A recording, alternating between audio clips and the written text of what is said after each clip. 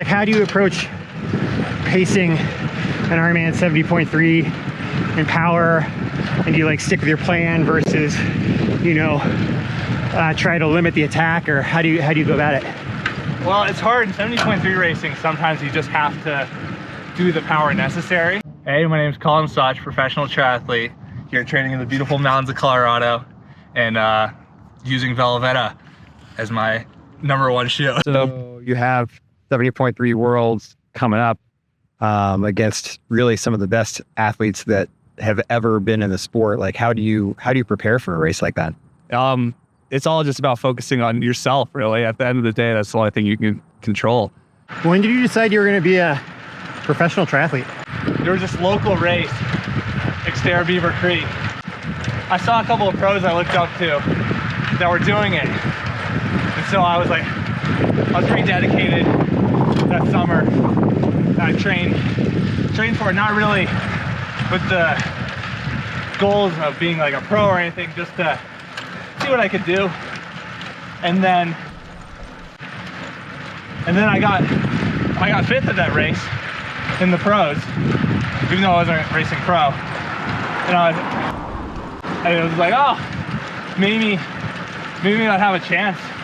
Well, it's hard in 70.3 racing. Sometimes you just have to do the power necessary. In St. George, for example, I just didn't have the power meter on the screen. I had no idea what the number was. Just so like I could, because I knew it would be really high, and I wanted just to have a clear mind for the run and not like think too much about over pacing or anything like that, just to be able to get on a run without the idea that I might be overcooked. What did you end up averaging in that race? I think normalized was like 357 or something. Hey, I wanted to show you my favorite cycling product, the VeloVetta Monarch.